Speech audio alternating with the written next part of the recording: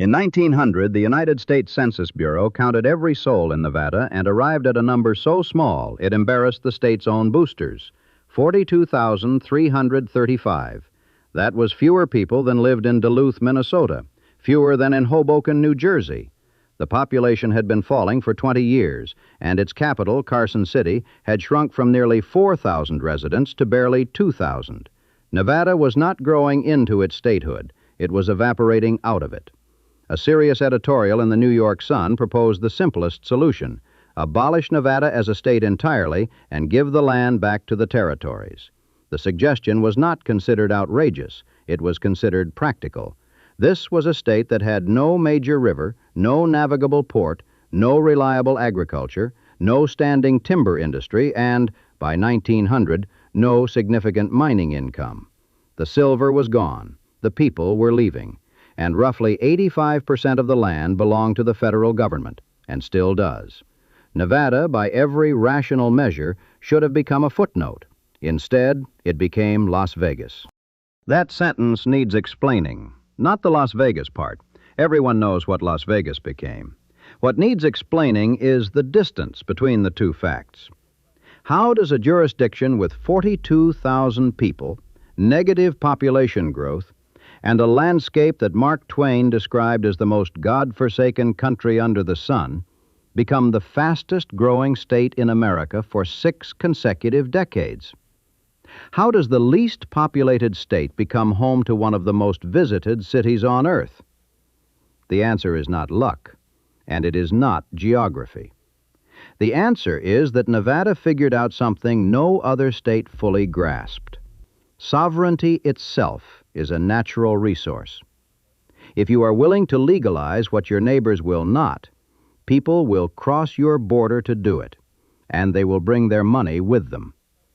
Nevada built an economy not on what the land produced, but on what the law permitted.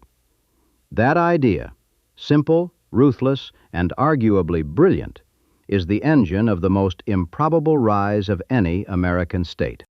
But before any of that, there was silver. In June of 1859, 2 miners named Peter O'Reilly and Patrick McLaughlin were digging a water hole at the head of 6 Mile Canyon in what was then the western edge of Utah Territory. They hit a deposit of heavy, gold-flecked dirt.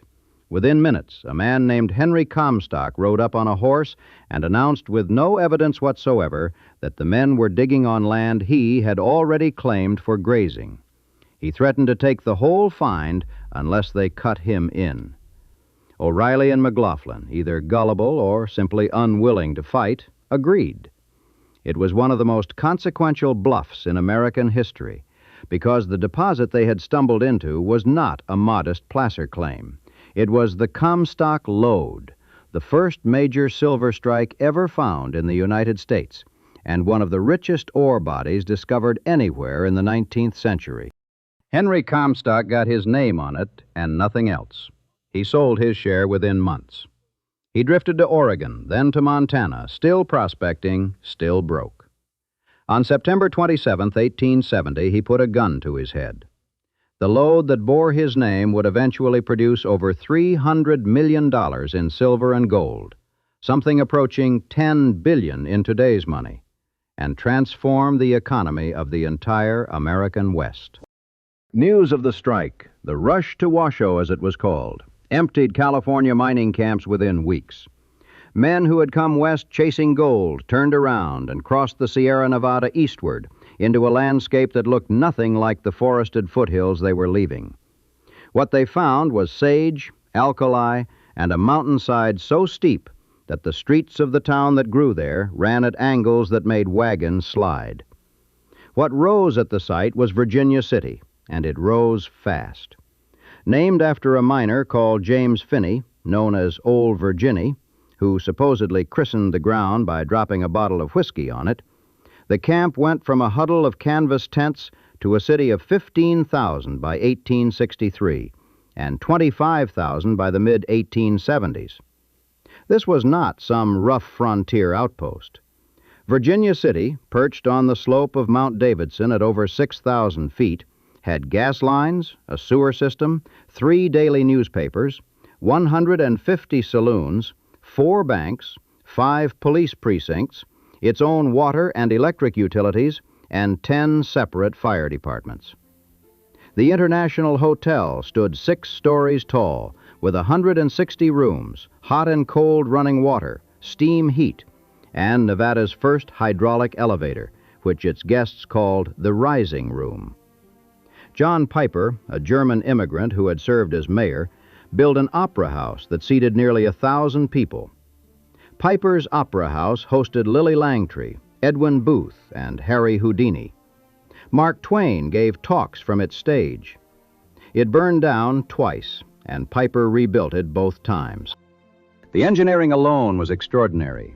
Philip Deidesheimer invented square-set timbering, interlocking wooden cubes that could support enormous underground chambers to keep the unstable ore bodies from collapsing on the men who worked them. Cornish pumps fought the groundwater that flooded the deepest shafts. The Sutro Tunnel, a 4-mile drainage bore conceived by a Prussian immigrant named Adolf Sutro, took nearly a decade to complete and was finished just as the richest ores were running out. A young reporter named Samuel Clemens arrived in Virginia City in 1862, took a job at the Territorial Enterprise newspaper, and in February 1863 first signed his work, Mark Twain. His Nevada sketches, later folded into Roughing It, captured the Comstocks' manic energy, a place where fortunes were made on Monday and lost by Friday, where mining stock traded like religion, and where, as Twain put it, the only thing certain was the next rumor. Of the 2,770 men working the mines according to the 1880 census, only 770 were American-born. The rest were Irish, Cornish, German, Italian, Chinese. A polyglot workforce drawn from around the world to a mountainside in the desert. The Comstock also gave Nevada something it desperately needed, a reason to exist as a state. In 1861, Congress carved the territory of Nevada out of the western portion of Utah Territory, partly to establish order in the mining camps, and partly to separate the booming secular miners from the Mormon settlements to the east. But statehood required something more urgent.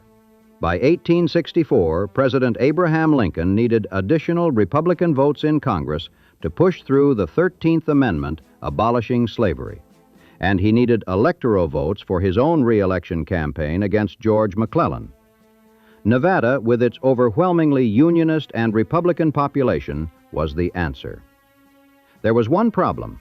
The territory had fewer than 40,000 people, well short of the 60,000 generally considered the threshold for statehood. Lincoln and Congress chose not to notice. What happened next was one of the stranger episodes in American constitutional history. Nevada's territorial governor, James Nye, a former New York City police commissioner, was so anxious to get the state constitution to Washington before the November election that he had the entire document transmitted by telegraph. All 16,543 words of it, sent over 2 days in late October 1864, at a cost of $4,303, roughly $90,000 today. It was, at the time, the longest telegraph transmission ever made. Lincoln proclaimed Nevada the 36th state on October 31, 1864, 8 days before Election Day. He won in a landslide and probably didn't need Nevada's 3 electoral votes at all, but the 13th Amendment passed the House with exactly 2 votes to spare. Nevada was, in other words, born as a political transaction.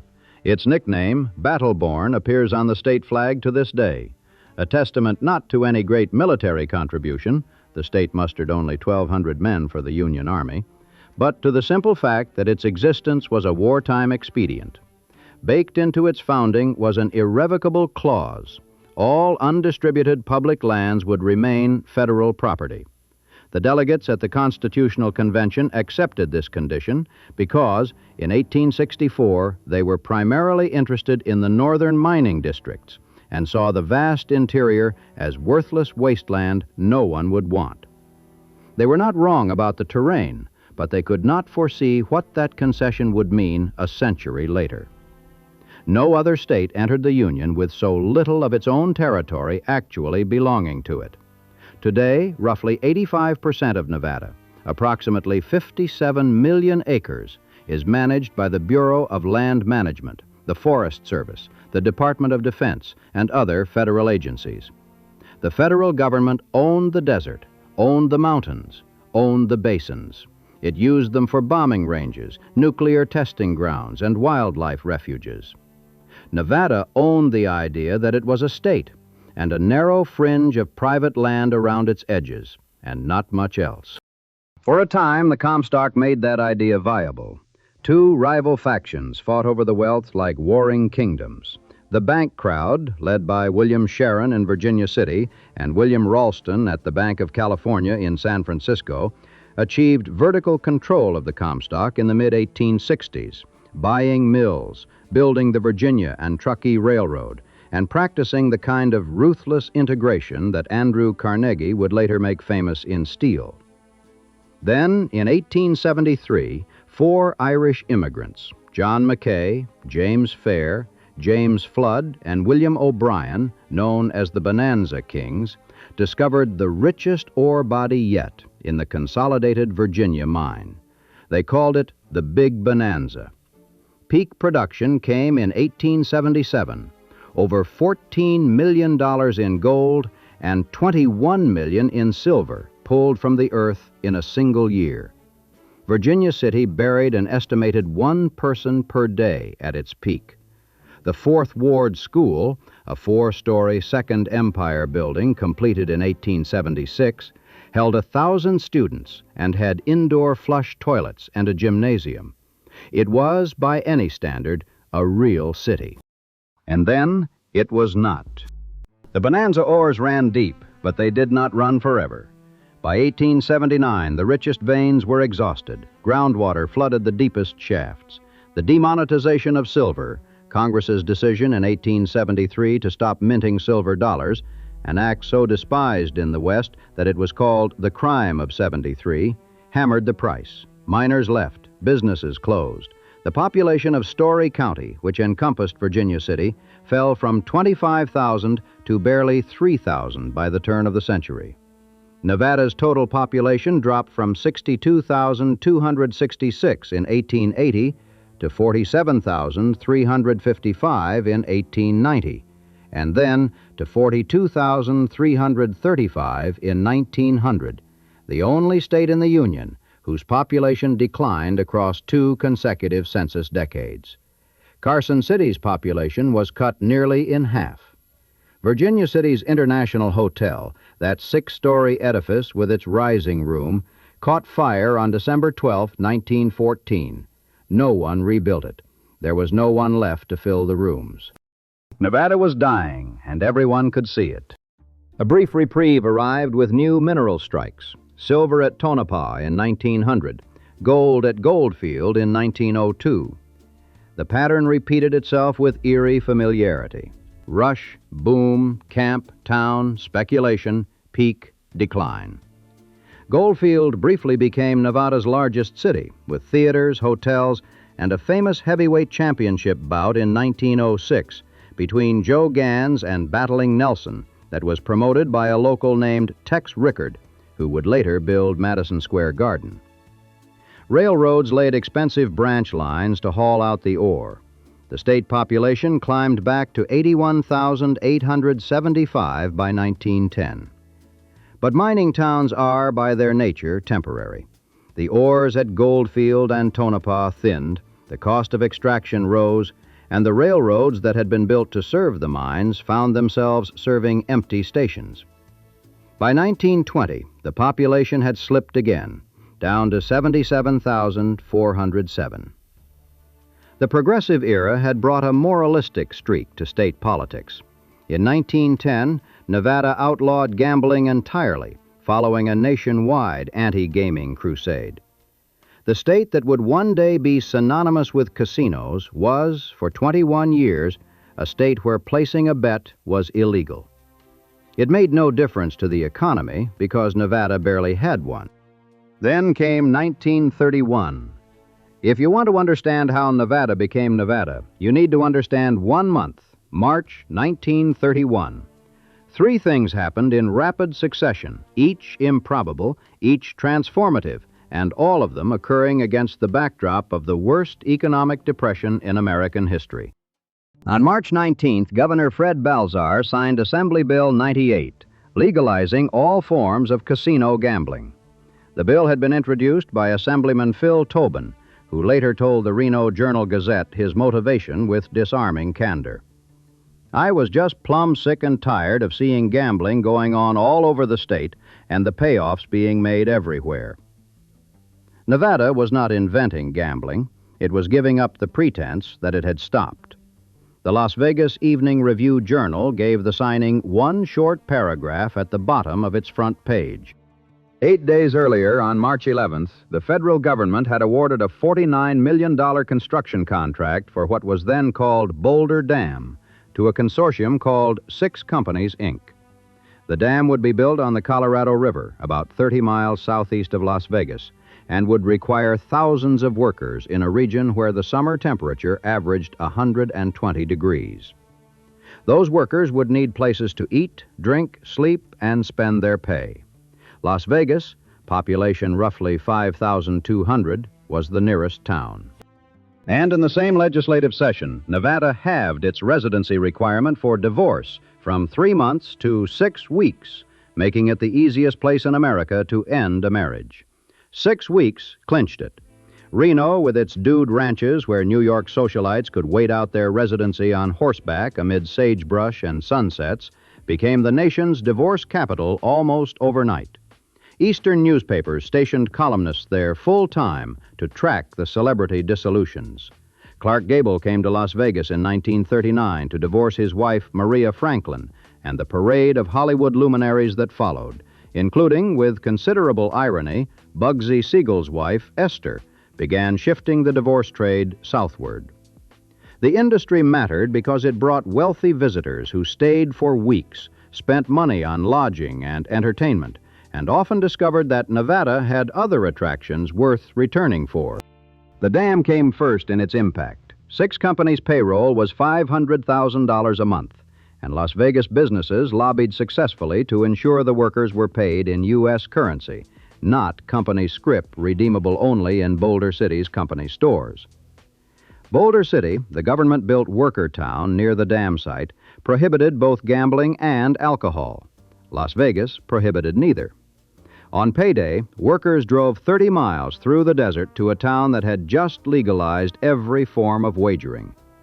In 1932, the first full year of dam construction, over 200,000 people visited Las Vegas, most of them to see the dam, many of them discovering the casinos on the way. The dam was completed in 1936, 2 years ahead of schedule, and the hydroelectric power it generated would light the neon signs that were already beginning to define Fremont Street. The Northern Club, owned by the Stocker family, received one of the first gambling licenses in the state. Small casinos sprouted along Fremont Street, the Las Vegas Club, the Hotel Apache, operations built on sawdust floors with a handful of tables and a bar. They were modest establishments, nothing like what was coming, but the principle had been established. Las Vegas was a place where you could do things you could not do at home. What accelerated the transformation was a crackdown. In 1939, the Los Angeles Police Department began shutting down the city's extensive illegal gambling operations. Operators who had been running games behind closed doors in Southern California suddenly needed a legal jurisdiction, and Nevada was 300 miles away by road. Among the men who came east were figures with connections to organized crime, men who understood the gambling business because they had been running it illegally for years. Meyer Lansky and Benjamin Bugsy Siegel bought the newly built El Cortez Hotel Casino on Fremont Street in 1945, becoming among the first mobsters with a direct financial stake in Las Vegas. But the El Cortez was small.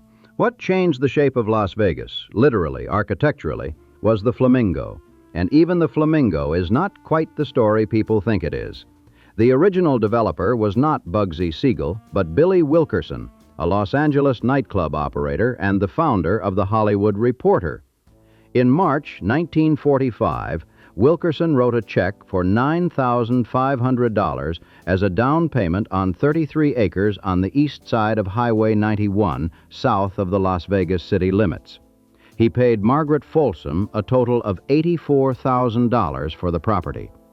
Wilkerson started building what he envisioned as the most glamorous resort in the desert. But he was a compulsive gambler who lost hundreds of thousands at the tables, money that should have gone into construction. When Wilkerson ran out of funds, Siegel and his syndicate partners stepped in with $1 million investment and gradually took control. Siegel declared himself on-site boss. Wilkerson found himself pushed out. The Flamingo was not the first resort on the Strip. That was El Rancho Vegas, which opened at the corner of what is now Sahara and Las Vegas Boulevard on April 3, 1941, with a Western theme, a swimming pool, and a windmill. But the Flamingo was the first to aim for real glamour, the first to declare that Las Vegas should not look like a cowtown, but like Monte Carlo. Siegel's innovations included eliminating the prevailing Wild West decor in favor of sleek modernism, removing clocks and windows from the casino floor so that time disappeared, and routing guests through the gaming area to reach every other part of the property. The Flamingo opened on New Year's Eve, 1946, to poor business and worse weather. The resort struggled. Costs had ballooned. On June 20th, 1947, an assassin shot Siegel through the window of his girlfriend's Beverly Hills home. The case was never solved. Within minutes of the news reaching Las Vegas, Mo Sedway and Gus Greenbaum walked into the Flamingo and announced they were taking over. When the resort reopened in the spring of 1947, it did much better. The Flamingo would become the oldest continuously operating resort on the Strip, and Siegel's innovations, the all-in-one concept combining luxury rooms, fine dining, big-name entertainment, and round-the-clock gambling in a single property, with no clocks and no windows on the casino floor, became the template for everything that followed. And then, as if scripted by someone with an appetite for the absurd, the federal government decided to detonate nuclear weapons 65 miles away.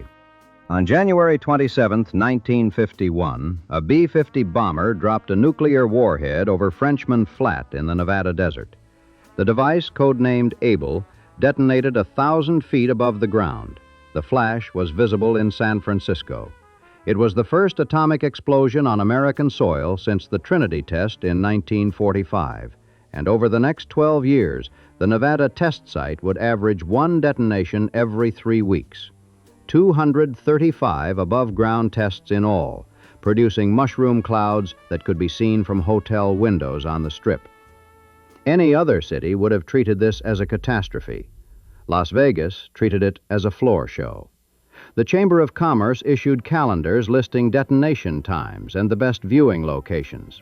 Hotels organized dawn bomb parties on their rooftops, serving atomic-themed cocktails while guests watched the sky light up before sunrise. Showgirls at the Sands posed in mushroom cloud swimsuits. Beauty pageants crowned a Miss Atomic Bomb. The city called itself Atomic City, USA, and printed it on the brochures without irony.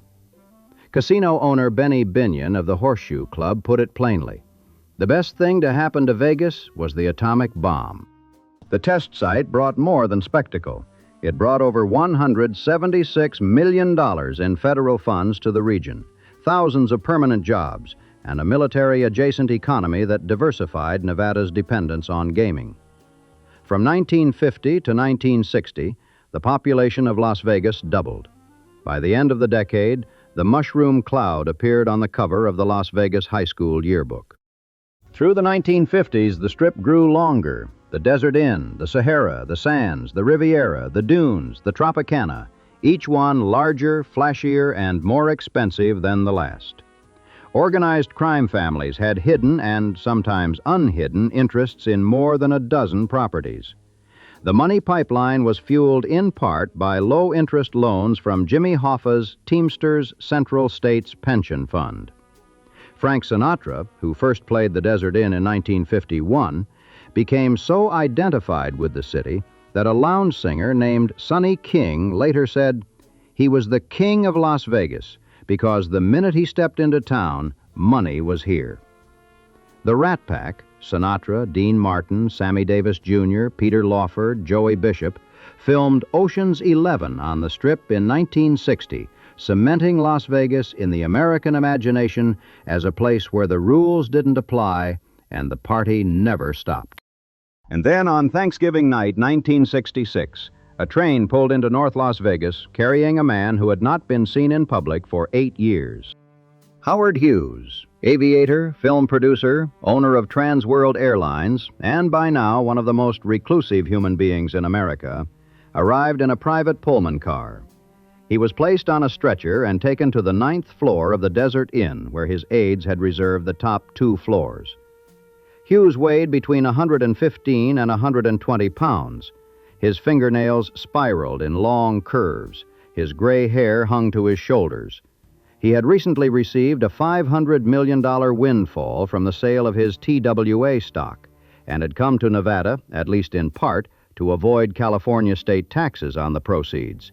He intended to stay 10 days. He stayed 4 years. He never once left his suite. He never opened the curtains. He sealed the windows and doors with tape. He negotiated purchases over a 30-foot phone line from his bedroom to the rest of the penthouse. And he wrote memos on yellow legal pads to his chief operative, Robert Mayhew, whom he never met in person. When the Desert Inn's co-owner, Mo Dalitz, told Hughes to vacate the penthouse suites because high rollers were arriving for New Year's Eve, Hughes solved the problem the way a man with $500 million in cash solves most problems. He bought the entire hotel. Dalitz quoted him $13.2 million, an inflated price. Hughes accepted without negotiating. When it was done, Hughes asked Mayhew, "How many more of these toys are available?" Mayhew began finding them. Over the next 2 years, Hughes bought the Sands for $14.6 million, the Frontier for $23 million, the Castaways, the Silver Slipper, the Landmark. He bought North Las Vegas Airport, a local airline, thousands of acres of undeveloped desert west of the Strip, and nearly 2,000 mining claims. In a single year, he spent an average of more than $175,000 per day. By the late 1960s, he controlled 20% of the hotel rooms on the Strip. He was Nevada's largest private employer, largest casino owner, and largest property owner. The desert land he bought, which everyone thought was worthless, would eventually become Summerlin, one of the most desirable master-planned communities in the Las Vegas Valley. Hughes did not build a single thing. He never set foot on a casino floor. He didn't gamble, except occasionally with silver dollars, making $1 bets. His casinos, run by the same managers who had operated them for the mob, were likely skimmed of as much as $50 million during his ownership. He left Las Vegas on Thanksgiving night, 1970, exactly 4 years after arriving, carried out on a stretcher down the fire escape of the Desert Inn and flown to the Bahamas.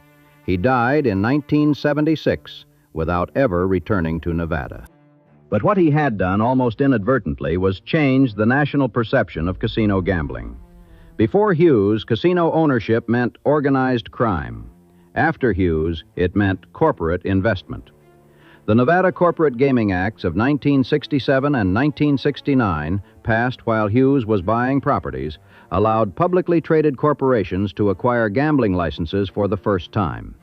Hughes himself was never required to appear before the Gaming Control Board. He simply refused, and the state, desperate for the legitimacy his name conferred, let it slide. The precedent he set, that a respectable billionaire could own casinos, opened the door to Wall Street, and Wall Street walked through it. The man who understood what that door meant was Steve Wynn.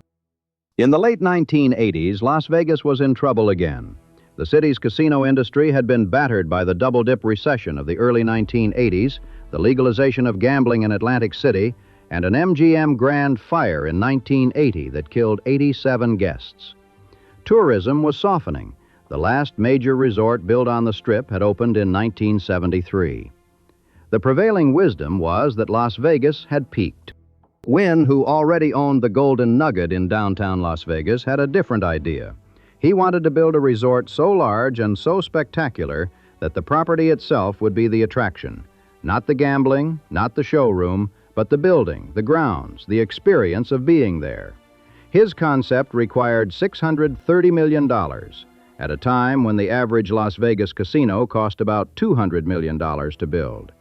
No one had financed anything close to that scale in the gaming industry. Wynn found his money through Michael Milken, the junk bond king of Drexel Burnham Lambert, who sold $525 million in high-yield bonds to fund the project. Analysts predicted the resort would need to generate more than $1 million a day just to service its debt. The Mirage opened on November 22, 1989. Within 30 minutes, an estimated 40,000 visitors walked through the doors. The resort had 3,044 rooms, a 54-foot artificial volcano that erupted nightly with fire and water, habitats for dolphins and white tigers, and Siegfried and Roy performing 6 nights a week. It was the most expensive resort ever built in the world, and it made money from the first month. Las Vegas tourism increased 16% in 1990, one of the largest single-year jumps in the city's history. Wynn, dismissing the skeptics, later told CNN Money, "How could anyone understand Disneyland if all they'd ever seen was the Santa Monica Pier?" The Mirage detonated a construction boom that reshaped the Strip more dramatically than anything since the original casino wave of the 1950s. Treasure Island opened in 1993 for $450 million. The Bellagio followed in 1998 for $1.6 billion, with its choreographed fountain show on an 8.5-acre man-made lake. The Venetian, the Mandalay Bay, the Paris, the MGM Grand, each one a themed city within a city, each one larger than the last, each one financed by the junk bond to corporate equity pipeline that the Mirage had proved viable. By the end of the 1990s, non-gaming revenue on the Strip exceeded gaming revenue for the first time. Las Vegas had gone from a place where you gambled and occasionally saw a show to a place where the show was everything and the gambling was incidental. The numbers by then had become almost unbelievable. Nevada's population, which had been 42,335 in 1900, reached 110,247 by 1940, 285,278 by 1960, 800,493 by 1980, and 1,998,257 by 2000. Between 1990 and 2000 alone, the state grew by 66%, 5 times the national rate. From approximately the 1940s until 2003, Nevada was the fastest-growing state in the country. Nearly 3/4 of its residents lived in Clark County, which is coextensive with the Las Vegas metropolitan area. The state had no income tax, no corporate income tax, no inheritance tax. Its revenue came overwhelmingly from gaming taxes and sales taxes paid by the tens of millions of tourists who visited each year, over 40 million by 2023. Nevada had figured out how to tax its visitors instead of its residents, a trick that would have made a Medici banker weep with admiration. The formula was not invulnerable. The 2008 financial crisis hit Nevada harder than almost any other state. Foreclosure rates led the nation, construction jobs vanished, casino revenues plunged, and the population actually dipped for the first time since the 1910s. The speculation in housing and resort development that had fueled the boom revealed itself, in the crash, as speculation on an epic scale. But even this proved temporary. The city adapted again, pivoting toward conventions, professional sports, residency shows, and a new generation of mega-resorts. The Raiders moved from Oakland to a $1.9 billion stadium on the Strip. Formula One brought a Grand Prix through the casino corridors. The population resumed its climb. And all of it, the casinos, the mega resorts, the population boom, the tax structure, the entertainment capital of the world, all of it was built on a piece of desert where almost nothing grew, where summer temperatures routinely exceeded 110 degrees, where the water came from a single dammed river shared with 6 other states, and where the federal government still owned approximately 85% of the land. Nevada did not have oil. It did not have timber. It did not have deep-water ports or navigable rivers or rich farmland or a temperate climate. What it had from the very beginning was a willingness to be whatever the neighboring states refused to be. When California outlawed gambling, Nevada legalized it. When other states required lengthy residency for divorce, Nevada required 6 weeks. When the federal government needed a place to detonate nuclear weapons, Nevada offered its backyard and sold tickets. When corporations needed a state with no income tax, Nevada raised its hand. Historian Lawrence Friedman put it with elegant precision. Nevada, in a burst of ingenuity, built an economy by exploiting its sovereignty.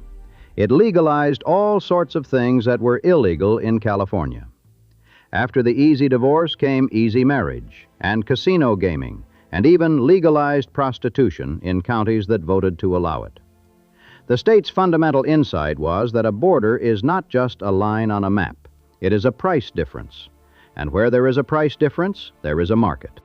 That is the story of Nevada, and it is unlike the story of any other state. Most states were settled because the land was good, or the harbor was deep, or the river was navigable, or the climate was mild. Nevada was settled because men found silver under a mountain, and it survived because politicians found uses for an empty desert that no one else had thought of. The Comstock Lode produced $300 million and then went silent. The Bonanza Kings made their fortunes and left for San Francisco. Henry Comstock shot himself in Montana. Virginia City went from 25,000 residents to fewer than 800. The International Hotel, with its rising room and its steam heat, burned and was never rebuilt. But the state endured because the state had learned something. The land did not have to produce anything. The law just had to permit something. Today, if you drive 23 miles south of Reno on Nevada Route 341, you arrive in Virginia City. The population as of the last census is 787. C Street, the old main commercial strip, is lined with buildings from the 1860s and 1870s, brick and wood frame structures that survived the Great Fire of 1875 because they were rebuilt with stubborn speed by people who believed the silver would last. Piper's Opera House still stands at the corner of Union and B Street, the third building on a site where 2 predecessors burned. It hosts live music on weekends now. The Fourth Ward School is a museum. The mines offer underground tours. The Virginia and Truckee Railroad runs excursion trains to Gold Hill. 300 miles to the south, on a 4-mile stretch of Las Vegas Boulevard, the Bellagio's fountains rise and fall to Sinatra's voice every 15 minutes. Behind them, the Strip stretches toward the mountains. $2.7 billion Wynn, $1.8 billion Venetian, $375 million Caesar's Palace Towers, the $2.3 billion Resorts World, a skyline of bronze glass and engineered water in a valley that receives 4 inches of rain per year. 40 million people visit annually. The state has no income tax. The desert, which should have ended this experiment a dozen times over, is still the stage. On the slope of Mount Davidson, the faded wooden head frame marks the shaft of a mine that has been empty for more than a century. Below the mountain, C Street is quiet on a Tuesday afternoon.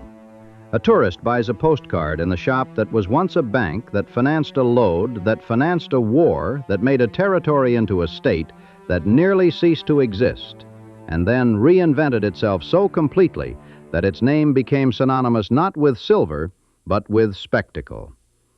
The head frame leans slightly in the wind. It has been leaning for a long time.